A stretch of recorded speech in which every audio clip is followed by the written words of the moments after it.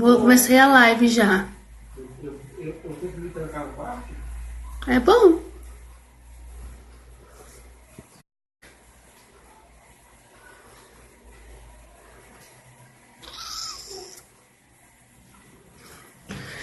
Esperar o pessoal entrar, Tina.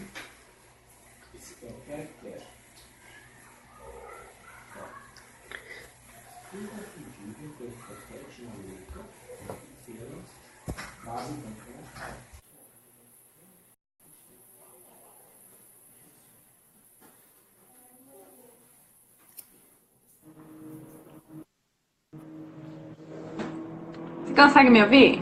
Consigo, sim. Tá. Eu tenho que estar plugada no meu charger. Tá difícil manter o telefone em pé com o cabo ligado nele. Tá bom assim, né? Tá ótimo. Então vamos lá, pessoal entrando. Olá, meninas, boa noite. Vamos aí apertando os coraçõezinhos aqui pro Instagram e avisando as outras mamães que começou a nossa live. Boa noite a todos que estão aí entrando. Guardar um tempinho aqui pra gente começar, né, Tina? É. Eu já vou me desculpando que meus filhos estão acordados. Ah, os meus também. Hoje eles resolveram. Aqui é 2 horas mais cedo, então eles estão bem acesos ainda. É 7 horas, né? Aí, então, 7 horas, né? eles estão ligadinhos. Bom, então, vamos começar, gente. Boa noite para todas vocês. Essa semana nós conversamos um pouquinho sobre. Essa semana não, semana passada. Gente, eu tô em outro mundo. Semana passada nós conversamos um pouquinho sobre cardápio, né? E nós falamos um pouquinho sobre variedade alimentar, a importância de você ter uma variedade alimentar. Falamos um pouquinho sobre Charlotte, né? O que ela nos traz. Calma aí, gente, rapidinho. Isso. Nós falamos um pouquinho sobre o que ela nos traz a respeito desse tema, né? E aí eu conversando com a Tina, eu pedi para que ela trouxesse para a gente um pouquinho mais sobre a questão da nutrição infantil. Para vocês que não sabem, a Tina ela é nutricionista e ela é especialista em nutrição infantil. Então eu achei que seria a melhor pessoa, porque além de ser nutricionista, de conhecer esse tema, ela ainda é charlotiana. Então eu achei que seria uma excelente pessoa para estar aqui hoje, falando um pouquinho mais desse tema com a gente, tá? Para vocês que não conhecem, a Tina ela é parte da equipe do Charlotte Mason Brasil, é a voz por trás dos podcasts, né? E ela é dona da página do Facebook Atmosfera, Disciplina e Vida, tá? Que ela vai compartilhando um pouquinho sobre a rotina dela com os filhos dela. Então, eu vou começar a live de hoje, gente. Eu vou começar fazendo algumas perguntas para a Tina. Vocês também fiquem à vontade aí para fazer as perguntas que vocês tiverem. Vamos aproveitar a Tina aqui, porque eu também tenho minhas dúvidas. E a Tina é a melhor pessoa para responder ela para a gente, tá? Então vamos lá. Bom, Tina, a Charlotte, né, no livro dela, Educação no Lar, olha, gente, tá pertinho o lançamento, abril tá aí. Né? No livro dela, Educação no Lar, ela vai nos falar um pouquinho sobre a importância, né, da questão da alimentação na vida das crianças, que nós devemos nos preocupar também com esse aspecto. Afinal, uma boa alimentação garante um sangue forte, de forma que o cérebro vai conseguir ali trabalhar, né? Então, se a gente quer que os nossos filhos ganhem capacidade mental, a gente precisa se preocupar também com a alimentação deles. Então ela fala sobre variedade, que é importante essa variedade. E aí ela vai nos dando várias orientações a respeito do que colocar ou não na mesa, do que dar às crianças, né? E aí eu queria ver com você o que você acha dessas orientações que a Charlotte coloca, se elas ainda são atuais, se a gente pode absorver ainda o que ela coloca aí como diretriz para a gente seguir no sentido de alimentação. Claro, claro. Então, a Charlotte, Tá dando um eco, não tá? Pouco. Ok. A Charlotte fala sobre duas coisas em relação à alimentação. Ela fala sobre o que, quais alimentos oferecer para uma criança, e ela fala como oferecer os alimentos para uma criança. Essas duas coisas são muito importantes e muitas vezes nós esquecemos da segunda parte, né, do como oferecer. E é importante que a gente pense na época da Charlotte, 120 anos atrás, quando ela escreveu o livro dela. Ciência da nutrição não existia. Né? A ciência da nutrição tem 100 anos. Então, ela escreveu isso tudo antes do que a gente conhece por ciência da nutrição hoje. Então, muitas das coisas que ela diz não vem de uma ciência da nutrição, que não existia na época, mas vem passados de geração a geração, como era na época, né? A informação era passada dessa forma. E também é relacionado à cultura deles. Então, comidas que eles estão acostumados a comer lá e que nós não, no Brasil ou aqui onde eu moro, né? Nós comemos coisas diferentes. Então, no quesito o que oferecer para a criança, quais alimentos oferecer para a criança, eu não concordo com muito do que ela diz, porque eu acho que a ciência evoluiu até hoje. E a gente sabe muito mais hoje, e a Charlotte, sendo uma pessoa que sempre olhava para o futuro, né, para as ciências, ela sempre dava valor àquilo, eu acho que se ela estivesse vivendo hoje, ela teria reescrito algumas partes do livro dela e adotado a ciência de hoje. Então, nessa parte, eu discordo dela um tanto. Mas no como alimentar uma criança, eu concordo plenamente. Eu acho que o que ela escreveu 120 anos atrás, se cada família hoje lesse só aquele pedacinho do livro e adotasse aquelas coisas que ela fala, nós teríamos crianças mais saudáveis. Isso porque ela dá muito valor à inclusão da criança na mesa da família. Voltando ao tempo, né, onde naquela época que ela escreveu, 120 anos atrás, e ela escreveu esse livro 1, né, era uma série de palestras para senhoras da igreja dela, né, eram famílias de média renda, alta renda. Naquela época, as crianças não participavam da mesa da família, elas comiam separadas da família, nessas famílias de classe média alta. As famílias mais pobres, talvez não, mas para a audiência que ela estava falando, aquilo é uma coisa radical que ela estava dizendo, né? Para incluir as crianças na mesa da família, realmente deve ter mudado muito o que as famílias estavam fazendo naquela época. Hoje em dia, o que a gente vê é uma vida super corrida, em que muitas famílias não têm a oportunidade de sentar juntas para comer juntas em família, né? É uma razão diferente daquela época, né? Mas a gente vê essa situação ainda hoje. Eu acho que o Brasil tem um pouco mais de cultura da mesa. Aqui nos Estados Unidos não é tão comum as pessoas fazerem um esforço para se reunirem, né? E comerem juntas.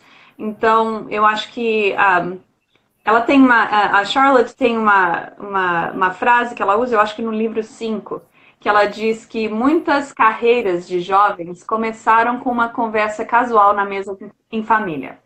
E isso é verdade, porque a discussão entre pais e filhos, de como foi seu dia, do que você está estudando, algumas famílias aqui no nosso grupo local usam a mesa de família para as crianças narrarem para o pai alguma coisa. O pai está fora o dia inteiro trabalhando, né? Essa é a oportunidade que eles têm.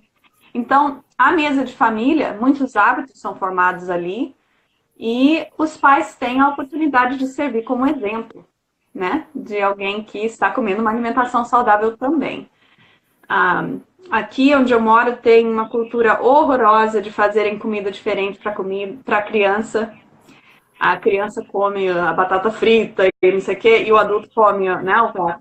Então, fica mais difícil você servir de exemplo se a mesa em família nem existe, né?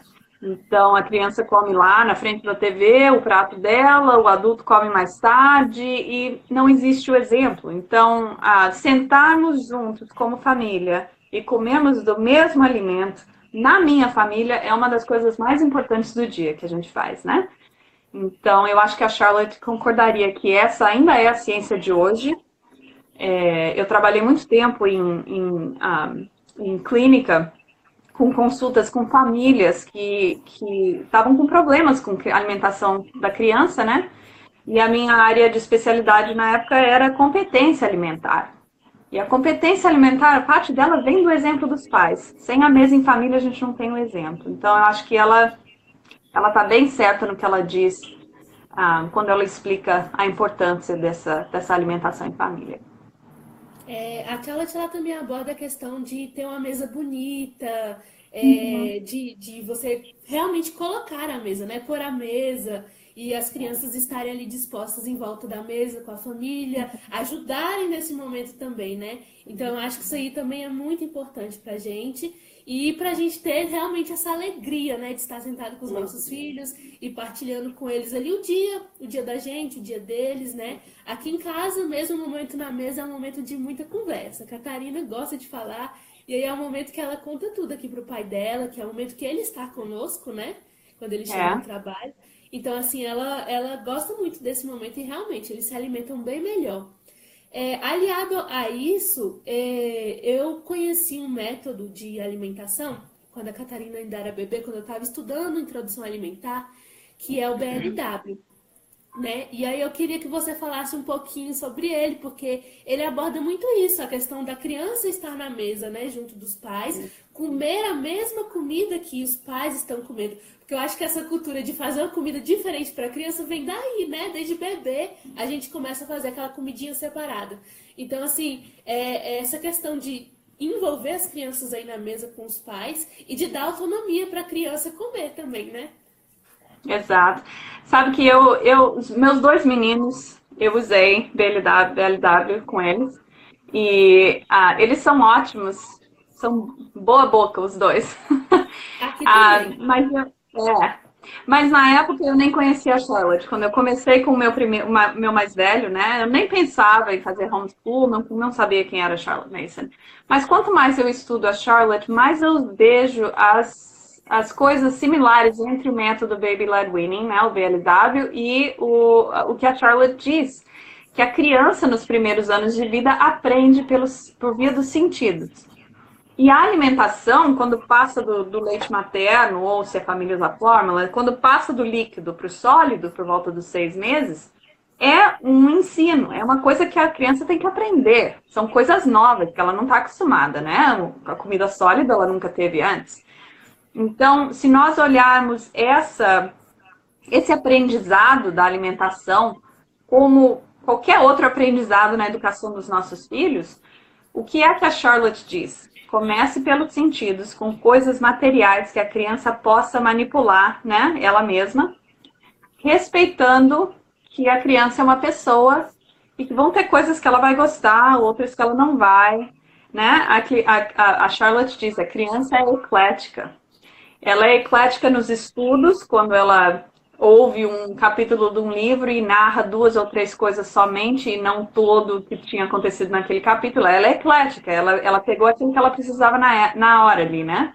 Com a ajuda do Espírito Santo. Na mesa não é diferente. Você espalha o banquete de variedade de coisas que a família está comendo e a criança é eclética, ela vai preferir uma coisa ou outra e o nosso respeito à personalidade da criança pede que nós não interferimos com aquilo, né? O Baby Led Weaning é o primeiro passo à autonomia, né? De uma das coisas básicas que nós vamos fazer para o resto da vida da gente, que é nos alimentar.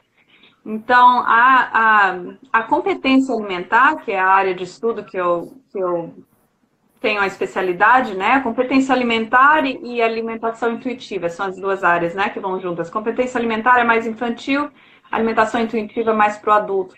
Mas essa área, a gente dá muito valor para isso, né? Para a criança, a autonomia da criança e o respeito entre qual é o papel dos pais na mesa e qual é o papel dos filhos na mesa. E o BLW, ele ajuda muito nessa divisão dos papéis. Então, vou dar um exemplo, por exemplo, quando eu ensino a famílias a como ajudar a criança a desenvolver a competência alimentar, tem 5 coisas que nós discutimos. 3 delas são responsabilidade dos pais, 2 da criança. O que servir, a escolha do alimento que vai ser servido na mesa é a escolha do pai ou da mãe. Que horas que vão ser as refeições, porque as refeições devem ser mais ou menos os mesmos horários diariamente para a criança já saber, né? E aonde, na mesa em família, seria ideal, né? Essas são as responsabilidades dos pais. A responsabilidade da criança é quanto ela vai comer e se ela vai comer. Isso é uma coisa muito difícil para nós pais, né? E mães, para a gente sentar na nossa mãozinha aqui e não interferir naquilo. É muito difícil, é a parte mais difícil, eu acho. Então, mas isso é o respeito à personalidade da criança, né? Ao fato de que ela é eclética, que ela vai escolher aquilo que é necessário para ela crescer naquele momento. Para dar uma ideia, eu amamentei, você também amamentou seus filhos, né? Você sabia quanto leite eles transferiam do teu peito em cada mamada? Não. Não, porque o bebê, ele sabe exatamente quanto ele precisa. Se você dá na livre demanda, ele vai pedir o peito ou ir ao peito quando ele precisa e mamar por quanto tempo ele precisa, né? Com o passar do tempo, infelizmente, a gente perde essa capacidade de saber exatamente a fome e se a gente está satisfeito ou não, né? Os adultos, é muito difícil para a gente, né? A gente senta na frente de um prato, a gente termina o prato. Porque, né? Uma das coisas que a gente usa com clientes adultos que estão tentando diminuir porções é usar um prato menor. Porque se você botar o alimento num prato menor, você coloca menos coisas no prato, mas você termina aquele prato e sente satisfeito da mesma forma, porque a gente não tem a capacidade que a criança tem, né? A gente vai mais no visual. Então, quando a criança vai crescendo, ela vai perdendo a capacidade de saber se ela está satisfeita ou se ela está com fome. E é nosso dever como pais, e eu acredito como nutricionista, que quanto mais a gente interfere em dizendo para a criança quanto ela deve comer e se ela deve limpar o prato ou não, quanto mais a gente faz isso, mais a gente acelera o processo da perda dessa capacidade que a criança tem de saber quanto que ela precisa, né? É mais fácil para a gente, como pais, pensar, eu prefiro que ela termine esse prato, eu vou ficar mais tranquila, né, que ela comeu, do que pensar, ela pode não ter comido bem hoje, mas amanhã ela vai comer bem, e no fim da semana, né, na média, ela comeu o que ela precisa. É muito difícil para os pais fazerem isso. Mas o Baby Led Weaning começa dando passo na direção certa, porque a gente deixa que a criança decida, né? Quanto e se ela vai querer experimentar alguma coisa que está na frente dela ou não. Então, eu sou a favor do Baby Led Weaning. Para responder a tua pergunta, tem algumas coisas que a gente deve, né, prestar atenção, claro. A gente tem que saber identificar quando que é um engasgue de verdade e quando que é só aquele gag, né? E a gente também deve saber que, apesar da maioria dos alimentos serem ok para dar para uma criança desde os 6 meses, mel não é, né? Tem botulismo, tem risco de botulismo, a gente não dá mel antes de 1 ano de idade. E prefere que mantenha a amamentação até o mínimo 2 anos de idade, né? Isso também é uma coisa difícil. Aqui nos Estados Unidos a média de amamentação é muito baixa, então é difícil. Tem muitas razões para isso, mas uma delas é que a gente não tem licença maternidade aqui, né? É um absurdo isso, mas é difícil para uma mãe amamentar 2 anos quando ela tem que voltar para o trabalho 6 semanas depois de dar à luz, mas essa é a realidade aqui, né?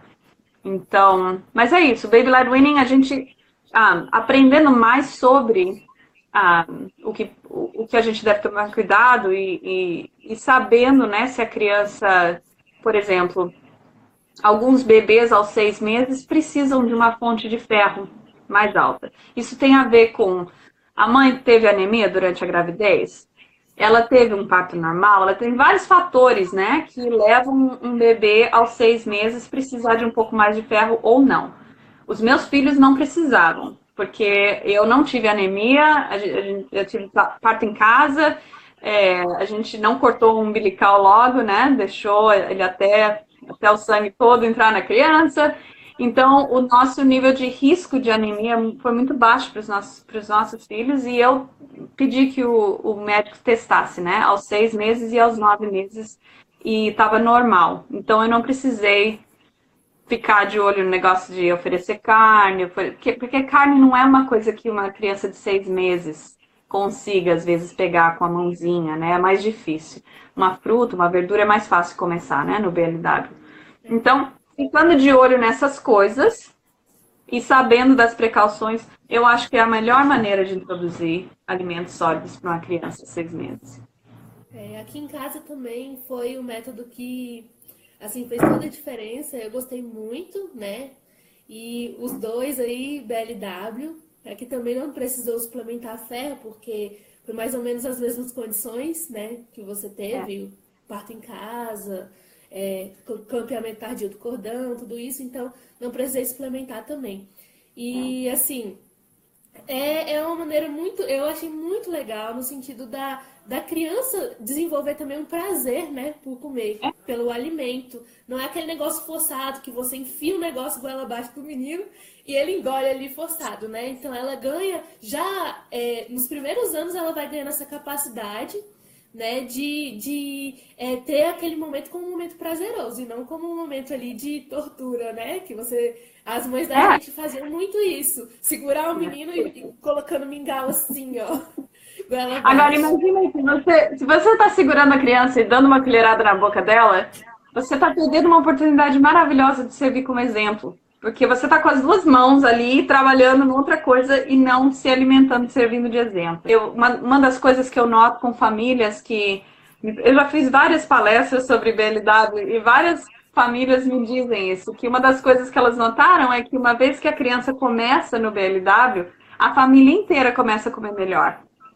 Porque os pais sentem naquele dever de ter uma alimentação saudável, né, na mesa para a criança também comer daquilo, e a família inteira acaba melhorando a alimentação, né? Então, eu acho que é uma ótima para todos na família. Eu também gosto muito. Inclusive, gente, essa semana eu trouxe aí para vocês uma dica, né? Falei sobre as sobremesas aqui em casa, né? Que depois da comida eu dou sobremesa. E aí eu falei pra vocês que eu uso isso como incentivo pra Catarina comer tudo. Só que em 1 minuto do Instagram eu não consigo explicar tudo que está por trás, né, desse incentivo, né? Mas aí a Tina veio conversar comigo e aí ela falou sobre essa questão que a gente tem, né, essa necessidade que nós pais temos, que a criança esvazie o prato, né, de ver o prato da criança vazio. E aí ela falou um pouquinho sobre isso comigo e eu queria que ela compartilhasse com vocês também, porque foi um aprendizado, já era algo que eu já vinha pensando, né? Já conhecia, através de um livro que eu li, depois eu vou mostrar ele para vocês. Mas, assim, é algo que a gente tem muito isso. Eu acho que principalmente, não sei se só as famílias brasileiras, mas eu acho que no mundo inteiro, a mãe tem essa coisa de ver o prato da criança vazio, né? Eu preciso que ele coma tudo, que o prato esteja vazio no final. E aí a Tina trouxe uma perspectiva muito legal sobre isso e eu queria que ela compartilhasse com vocês também. Não, gente, eu cresci como... fiz parte do clube do prato limpo também. Minha mãe não queria... Ela não queria saber. Ela nunca me perguntou se eu estava com fome. Isso não era uma pergunta que se fazia na minha casa. Ela botava comida no meu prato e o prato tinha que estar limpo porque tinham crianças passando fome na África, né? E a gente não pode deixar comida ir pro lixo. Então, mas a ciência da competência alimentar diz o contrário. Que, em primeiro lugar, nós adultos temos a tendência a colocar mais comida no prato do que a criança tem vontade de comer. Porque a gente tem olhos adultos, né? A gente acaba medindo errado a quantidade de comida. Primeiro. Segundo, se você deixa a criança se servir do alimento na mesa, ela tem aquela autonomia, faz ela pensar quanta fome ela está sentindo, né? Você pode até ter essa conversa. Eu tenho essa conversa com os meus meninos. Eles põem uma colher de arroz no prato, vão para botar a segunda e eu falo para eles: tem certeza que você está com tanta fome? Aí ele fica me olhando assim. Vou comer essa aqui primeiro, depois eu me servo demais. E isso vai treinando eles a sentirem, né, o nível de fome e de saciez. Eu acho que a maioria de nós adultos, nós temos dificuldade de sentir isso. E você tá comendo, comendo, comendo, e depois parar para pensar, eu tô com fome ainda, eu devo parar de comer. A gente não faz isso, a gente come até o prato terminar, né? Mas a criança, ela consegue ainda. Então, esse exercício de ajudar a criança a ser autônoma na quantidade de comida que ela põe no prato, né? E isso também vira uma coisa prazerosa, porque aí realmente ela come o que está no prato, ela acaba limpando o prato, porque ela botou aquela quantidade de acordo com a fome dela, né? E dá aquele prazer de que, né, ele comeu a comida para todos na mesa, para a mãe também. E tem outra também. Ele tem. Os meus filhos. Aqui em casa tem uma frase que a gente usa constantemente, e eu ensino os pais também, que eu trabalho com pais e mães que estão com problemas na mesa também. Eu ensino essa frase. A frase que nós devemos usar é: você não precisa comer. É muito difícil a gente usar essa frase, mas é necessário, porque uma vez que você diz isso para uma criança, você tira o estresse da mesa. Lembre que a Charlotte sempre diz que a mesa tem que ser um lugar agradável, né? Alegre. Como é que a mesa pode ser um lugar agradável e alegre se a criança não está sentindo fome e tem a pressão de ter que limpar o prato? Fica difícil, né? Então, eu falo sempre para os meus meninos. Eles olham para mim, eu não estou mais com fome, mas não terminaram o que está no prato. Eu falei, você não precisa comer. Se está satisfeito, está satisfeito. Ninguém força, ninguém diz que tem que comer. Não tem o negócio de ter que comer uma mordida disso, uma daquilo, experimentar de tudo. No dia que ele tiver com vontade de experimentar a coisa nova que eu fiz, ele experimenta, mas eu não forço. Forçar uma criança só acaba voltando negativamente para você, porque a criança, ainda mais nessa idade, dos meus filhos, de 3 a 5 anos, aliás, essa idade começa por volta dos 2 anos, dos 2 aos 4 anos, a criança é oposicional, ela quer fazer o contrário do que alguém diz para ela fazer. Você pensa bem, se você tem filhos nessa idade, você diz que seu filho fazer uma coisa, ele quer fazer o oposto, não é? Então imagina, você diz para a criança que ela tem que comer, ela pode até comer, ela pode até obedecer, porque você está treinando ela no hábito da obediência, ela pode até obedecer, mas dentro dela, ela está sentindo aquela coisa negativa em relação à alimentação. E isso, hoje, com 3 anos, parece nada, mas com 15 anos pode terminar num distúrbio alimentar, por exemplo. Então a gente não pode pensar só naquele prato, naquele momento, a gente tem que pensar no futuro, né? O que forçar um prato pode causar no futuro da criança. Eu vou dizer uma coisa que eu não digo para muita gente, mas a razão de eu ser nutricionista infantil hoje foi uma infância inteira de pressão alimentar dos meus pais. Eu passei a minha infância inteira com a minha mãe, botando comida goela abaixo. E quando eu não comia, tinha o suplemento, tinha o mucilon, tinha não sei, 1000 coisas para fazer. E eu, então, quando eu me dei conta de que eu tinha problemas alimentares, eu com 20 anos de idade, eu pesava, eu nem vou te dizer que é feio, sabe? Eu era muito magra, porque tinha distúrbio alimentar, não queria comer.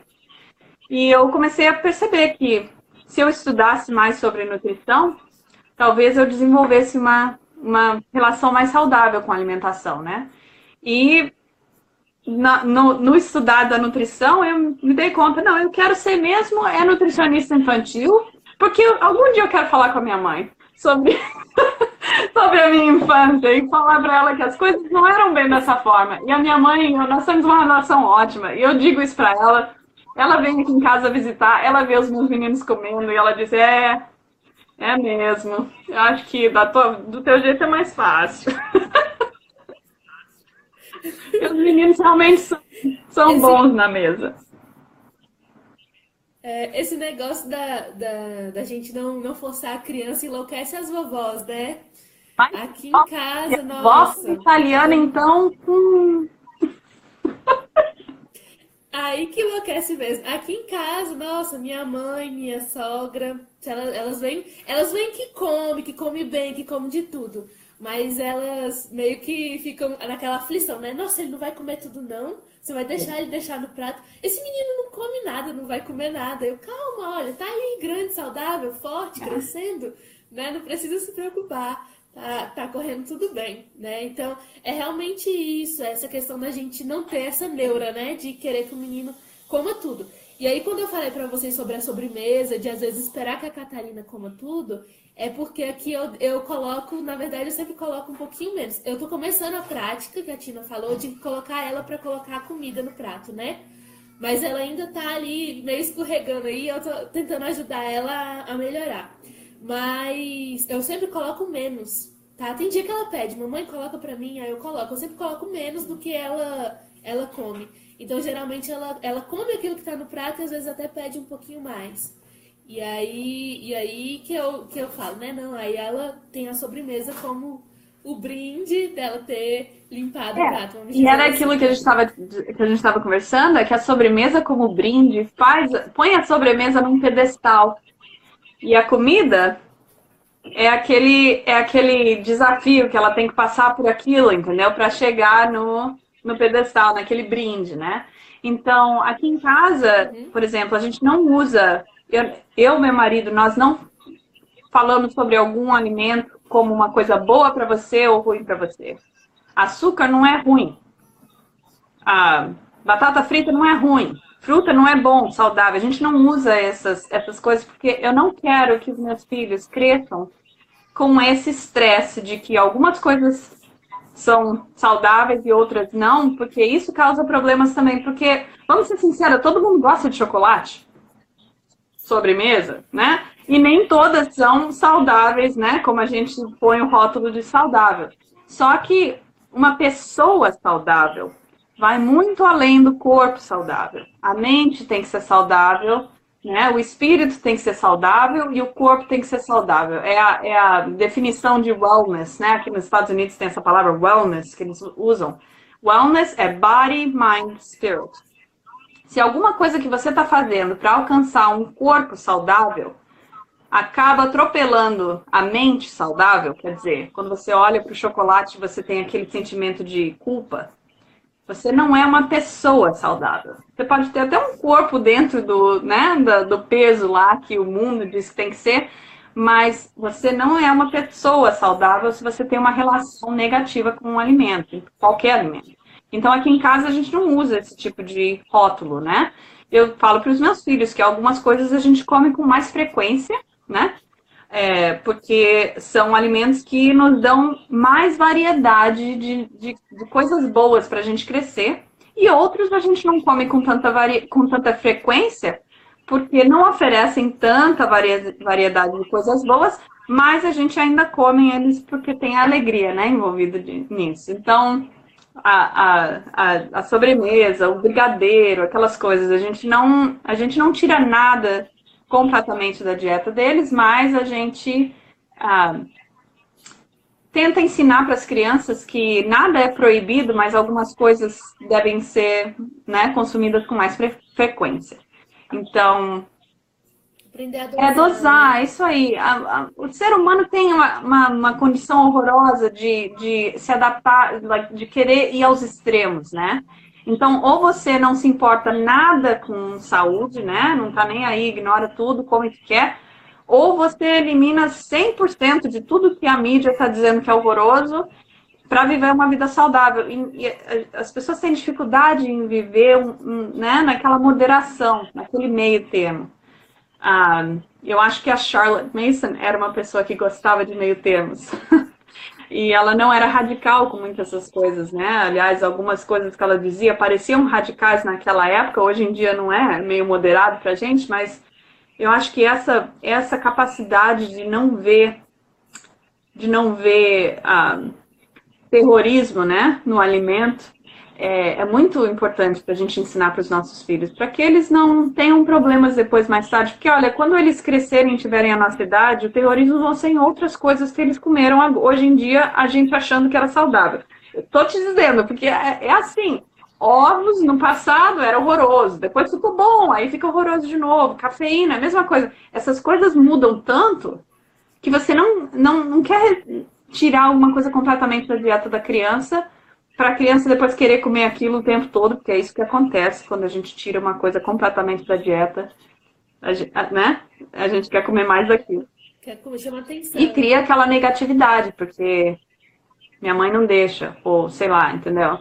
Então aqui em casa é assim, vai na festa de aniversário e vai ter brigadeiro lá. Meus filhos vão, comem, 2, 3, pronto, acabou. Eles não enchem a cara de brigadeiro, porque aqui em casa de vez em quando a gente faz brigadeiro, mesmo sem ser festa.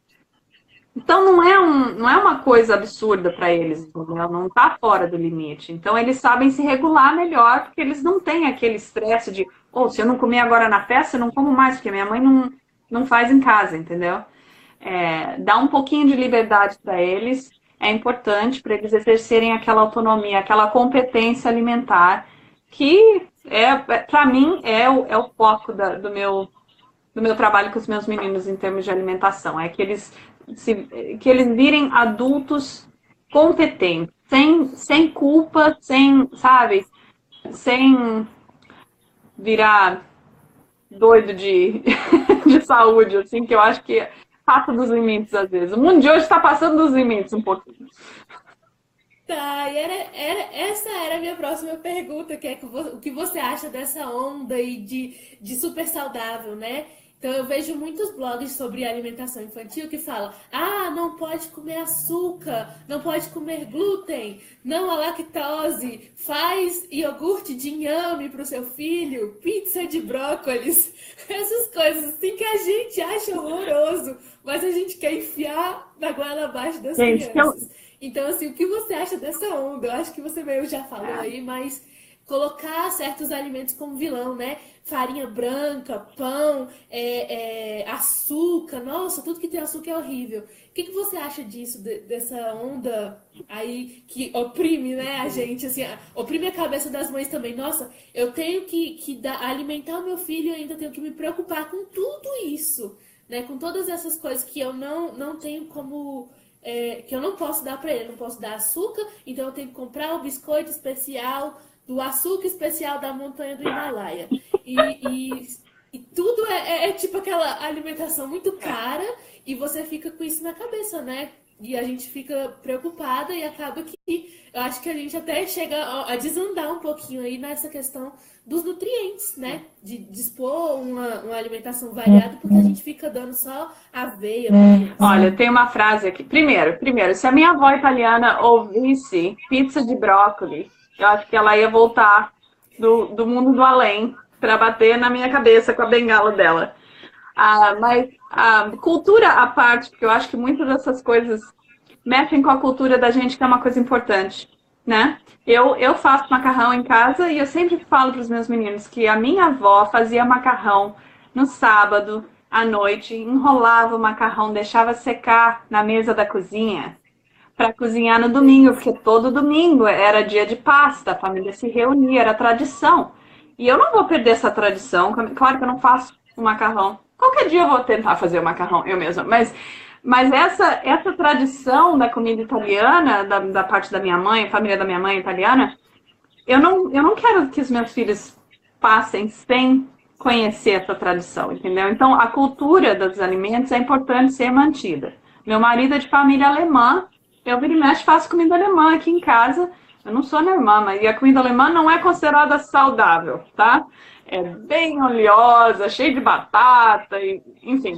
Mas eu faço porque ele cresceu comendo essa comida na casa dos avós dele. Isso traz aquelas memórias boas da infância. Isso tudo faz uma pessoa feliz, né? Então, começando por isso, eu acho que modificar demais, a gente acaba apagando um pouco da riqueza cultural da nossa alimentação, tá? Mas, fora isso, a gente usa uma frase aqui, as nutricionistas aqui nos Estados Unidos usam uma frase que se nutrição parece muito difícil para você está fazendo errado. E eu acho que é muito interessante pensar dessa forma. Se você está completamente assim, meu Deus, eu não sei nem por onde começar, para de ler os blogs, sabe? Vai na livraria, compra um bom livro de receita mediterrânea, que geralmente é a dieta mais recomendada pelos médicos, né? A dieta mediterrânea. Compra um livro de alimentação mediterrânea ou uma coisa relacionada à sua família. Relaxa um pouco, faz um detox, né? Uma detoxificação, sei lá como é que chama em português, dos blogs de hoje, porque tá demais o negócio, sabe? Eu acho que é importante, assim, que a família coma uma variedade de alimentos balanceados. E isso vai acabar transferindo para a criança. A criança vai acabar, né, se expondo a essa variedade de alimentos balanceados. A questão do açúcar, eu acho que o que as pessoas têm medo é o açúcar adicionado, né? Se você está dando um iogurte de morango e aquilo tem açúcar extra. Mas as pessoas não sabem o que é açúcar também, porque se você for pensar bem, frutas têm açúcar. O leite materno tem açúcar. O leite materno tem lactose. Então, se você pegar o leite materno e dissecar ele assim, né? Ele tem açúcar, tem a lactose, tem gordura, tem todas essas coisas que são ruins, não podem, sabe? Não podem fazer parte da dieta da gente. Mas o leite materno é o melhor alimento, o alimento mais perfeito que existe, né? Então, começando daí, eu sempre digo que as mães ficam todas, quando começam com o BLW, e elas ficam, meu filho só quer comer a fruta, não quer saber sei lá, do que mais que ela botou no... Só quer a fruta. Pensa bem, você já experimentou leite materno? Já botou o dedo no teu próprio leite e experimentou? Já fez isso? Que gosto que tem? Já. É doce. É doce, exato. Então, o teu nenê passou 6 meses treinando a boca dele a identificar esse sabor doce com o colo materno, que é o lugar mais perfeito para o bebê, né? E aí você quer começar uma alimentação aos 6 meses e não quer que ele goste de nada doce. É a única coisa que ele conhece, é a coisa mais normal para a criança, é querer a fruta primeiro, né? Então, tirar essas coisas da alimentação, eu acho que acaba não dando a oportunidade da criança desenvolver uma variedade de afinições, né, do paladar, e eu acho que acaba estressando a mãe demais, né? A gente fica muito estressada, isso transfere para a criança. Nunca se sente à mesa com uma criança quando você está estressada, porque a criança vai absorver aquilo e ela vai comer estressada também. Então, eu sou a favor de não tirar nada da alimentação, a não ser que tenha uma alergia diagnosticada por teste. Não pela internet, por teste médico. Então, se existe uma alergia, eu digo, realmente, isso precisa sair da alimentação, né? Por razões de saúde. Mas, fora isso, eu acho que exercer aquele negócio de oferecer uma variedade de coisas que são boas para a criança, mas um pouquinho ali, né? Com um pouquinho daquilo para ela experimentar. O que tem de errado dar um brigadeiro para uma criança de 1 ano? Eu não sei. Mas o mundo acha que tem de errado, entendeu? Mas eu acho que tirar aquilo completamente da criança acaba com uma criança que só quer comer aquilo. Isso é o que eu vejo no consultório, eu via, né? Eu não trabalho no consultório mais, mas eu via sempre. Quanto mais os pais limitam a dieta e tiram coisas que são deliciosas, e criança não quer saber de saúde, a criança quer saber do delicioso, tá? Então, quanto mais você tira aquilo da dieta da criança, mais ela vai querer aquilo quando ela entra em contato, porque a gente não consegue manter uma criança numa bolha, né? Quando ela tiver uns 4 anos de idade, ela vai numa festinha de um amiguinho onde vai ter o brigadeiro. Então, a gente pode até manter aquela bolha nos primeiros 2 anos de idade, mas depois que a criança faz os 2 anos, libera um pouco, porque você não vai conseguir manter aquele controle por muito mais tempo. E é melhor você treinar a criança em saber, né, comer as coisas com moderação, do que não oferecer nada daquilo para a criança, e depois ela vai lá na festa de aniversário, enche a cara de brigadeiro e volta para casa enfesada com a mãe, porque a mãe nunca deixa ela comer brigadeiro.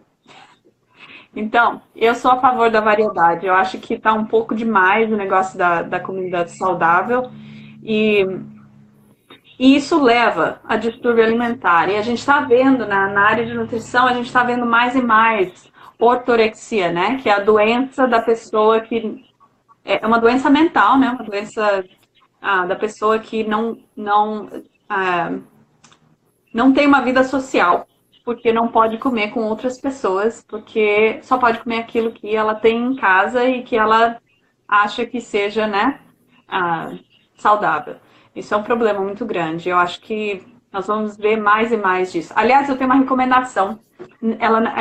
Essa nutricionista é brasileira. Ela não, eu acho que ela não é infantil. Ela é para adultos. Mas ela tem uma página no Facebook que eu amo seguir. Chama-se Não Sou Exposição.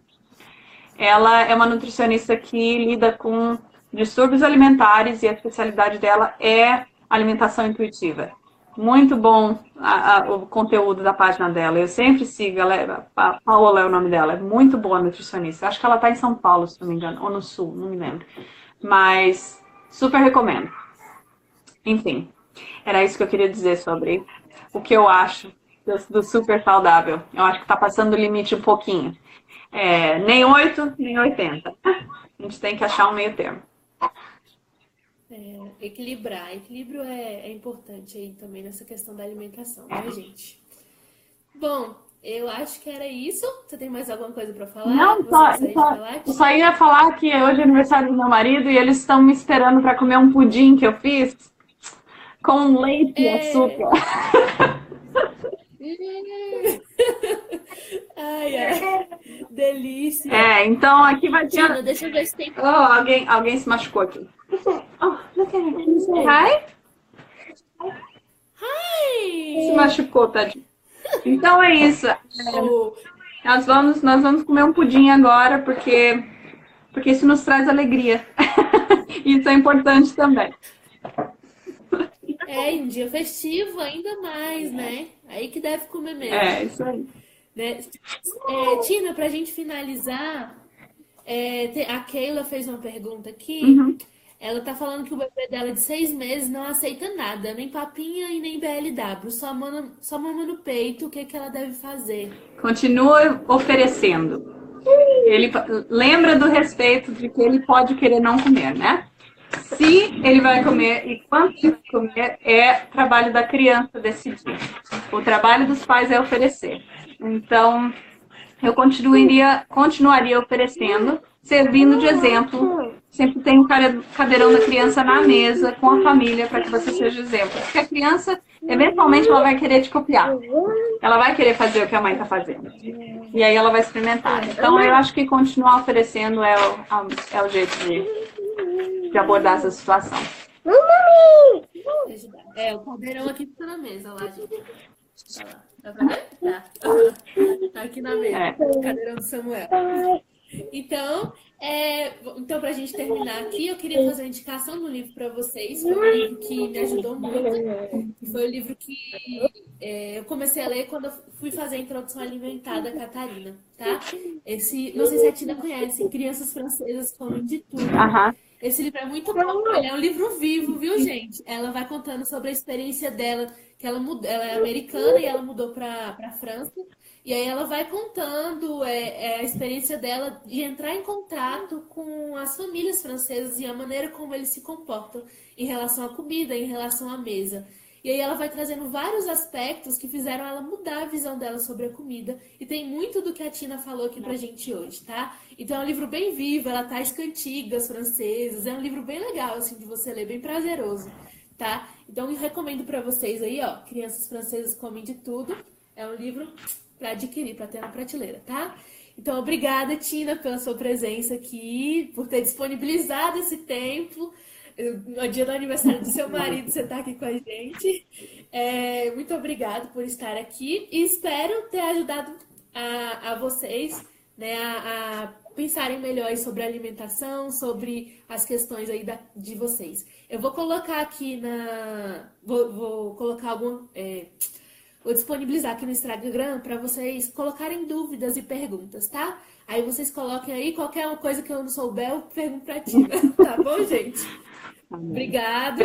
Até mais. Obrigada, Tina. Boa noite para você aí. Boas festas. Tá bom, obrigada. Beijo. Tchau. Beijo. Tchau.